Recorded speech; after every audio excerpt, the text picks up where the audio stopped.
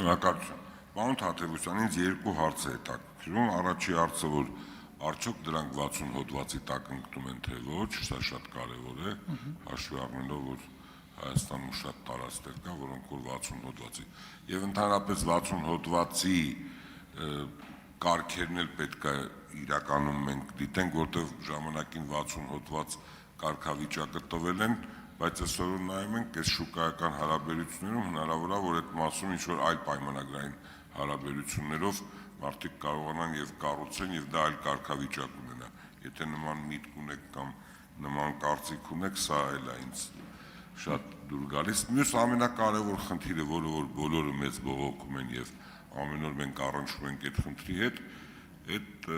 զոնայավորումն է, zoning, այդպես միջազգային տերմին կա, որ այս կամ այն հատվածում, որ մարդուց կախված չի, հիմա գնում դիմում ես, դարել են գժանոցը, այդպես ոնց կլինի, դիմում են, ասма չգիտեմ ինչ, են մի հատ նամակ ուղարկում 7 հոգով կարդում են չեն հասկանում։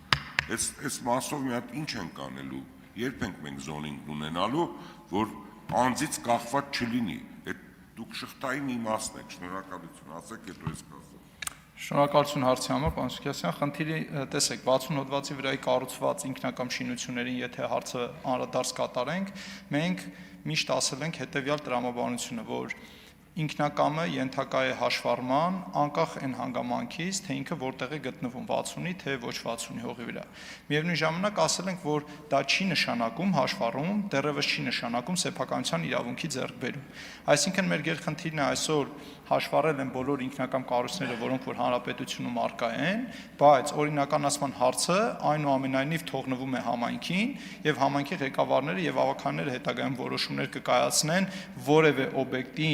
օրինականացման կամ օրինականացման դիմումը մերժելու վերաբերյալ, այսինքն այստեղ խնդիրը կարգավորվում է այդ լոգիկայով, այդ տրամաբանությամբ։ Եվ 60 հոդվածի հողերի վրա սեփականության իրավունքով չի թույլատրվում փոխանցել, բայց այնուամենայնիվ թույլատրվում է կառուցապատման իրավունքով տալ, որը եւս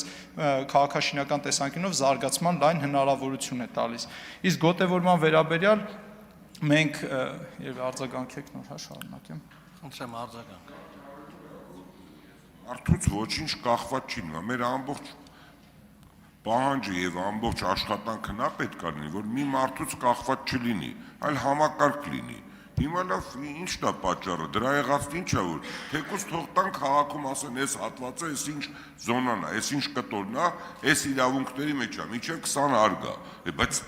չկա այդ բանը, մարդիկ դիմում են, ունգնում են խնդիրների առջև, մարդը գնում է վարկա վերցնում, գնում է ուզում է այս ծրագիրը կատարի, այն ծրագիրը ինչ-որ մի մարդուց կախված է լինում, հիմա այդտեղ միտումներ է լինում, միտում չի լինում, սա պետք է շատ արագ լուծում տակ, եւ ամեն անգամ ասելով, որ հետո կլուծվի կամ լուծում են, ոչ թվայնացեք եւ արագ լուծում տվեք, որտեղ ամեն օր այդ մարդիկ բողոքում են, հետո ցույց են տալի, կողք ասում են, այս նայեք, հետո ասում են, այն նայեք, ինչի համար։ Ինչ մի խումբ մարդկանց, որ ճարտարապետ են կոչվում կամ այդ ինչ որոշումներ են կայացնում, մենք էլ տեսնում ենք, ամբողջ աշխարհում անեկած, տեսած, համեմատած մարդիկ ենք, տեսնում ենք, թե ինչով են զբաղվում ու ինչ կարգի անհասկանալի որոշումներ ա լինում։ Շնորհակալություն, հիմա ասեք ձեր կարծիքը։ Շնորհակալություն,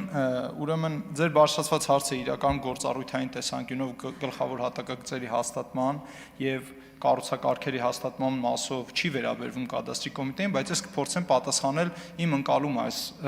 հարցի վերաբերյալ։ Խնդիրը հետևյալն է, մենք այժմ ներ ենք դնում ազգային գեոպորտալը եւ ձեր նշած զարգացած պետություններում, որտեղ որ յուրաքանչյուր ոք ունի հնարավորություն մտնել եւ տեսնել յուրաքանչյուր հողի վրա հնարավոր կառուցապատման թույլտվությունները, այսինքն կամ սահմանափակումները, ոչ թե թույլտվությունները, դրանք մեծամասամբ ինտեգրվում են ազգային տարածական տվյալների ենթակառուցվածքին եւ հետո դառնում են հասանելի ընդհանուր հանրությանը։ Կադաստրի կոմիտեն ներ է դրել ազգային գեոպորտալը եւ ներկա դրությամբ նոր գեոպորտալի մշակման գործընթացն է ընթացքի մեջ եւ սա 26 թվականի սկզբին նոր գեոպորտալը գործարկվի եւ քաղաքաշինության կոմիտեի հետ ակտիվ աշխատանքներ են տարվում արդեն իսկ պիլոտային Տավուշի մարզի բնակավայրերի գլխավոր հատակագծերը ինտեգրելու գեոպորտալին եւ հետագայում արդեն կառուցակարգերի մեջ փոփոխություններ առաջարկելու եւ հուսով ենք որ այս ինտեգրացիայի արդյունքում ձեր բարձրացված հարցը եւս լուծման հնարավորություն կստանա։ Արման Ղազարյան Ժամկետ ես չեմ կարող ասել, որովհետև գեոպորտալը մենք հունվար 26-ի միջև մարտ կներդնենք, բայց ինտեգրացիոն գործողությունները դուրս են մեր կարգավորման տիրույթից։